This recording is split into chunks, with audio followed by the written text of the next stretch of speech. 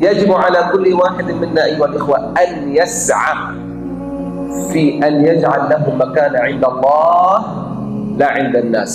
Wajib antara kita ni mesti ada keinginan untuk berusaha untuk menjadi orang yang dicintai oleh Allah tanpa kita ni diketahui pun sama sekali oleh manusia.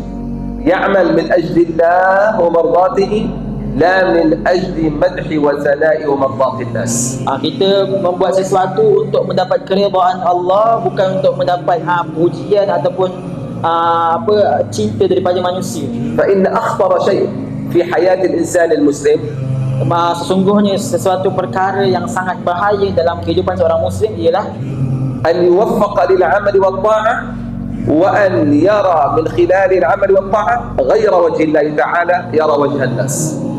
dia diberi taufik oleh Allah Subhanahu Wa Taala untuk melakukan ketaatan dalam kehidupannya, tetapi dia berharap dengan ketaatan tersebut dia mendapat pujian manusia, bukan pujian Allah Subhanahu Wa Taala. شيء خطير. Ini satu perkara yang sangat-sangat bahaya. روى البخاري في صحيحه Al-Imam Al-Bukhari meriwayatkan dalam kitab sahihnya عن النبي صلى الله عليه وسلم أنه قال أول ما تسعر النار بثلاثة. Kata Nabi SAW, orang-orang yang pertama yang akan dipanggang nanti di hari di neraka ada 3 golongan. العالم، Orang alim, الشهيد، orang yang mati syahid, المتصدق. orang yang banyak bersedekah. كيف عالم وشهيد ومتصدق في نار جهنم؟ نعم. Macam mana orang alim, orang yang mati syahid dan orang yang banyak bersedekahnya boleh masuk api neraka? Kata Syekh, boleh. قال فيؤتى بالعالم يوم القيامة Didatangkan, dibawa di depan Allah orang alim tadi.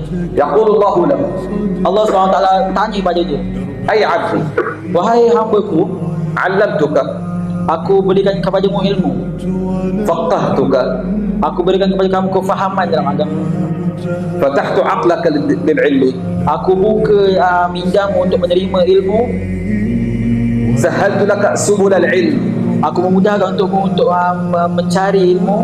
وصرت عالما. Setelah itu kamu menjadi seorang yang alim. ماذا عملت؟ Apa yang kau buat dengan ilmu? فيقول العبد أي ربي علمت الناس من أجلك. Maka berkata orang alim tersebut, wahai hamba, wahai Tuhanku, aku mengajarkan manusia hanya untukmu. ما الجواب؟ Apa jawapan Allah? كذبت. Engkau dusta.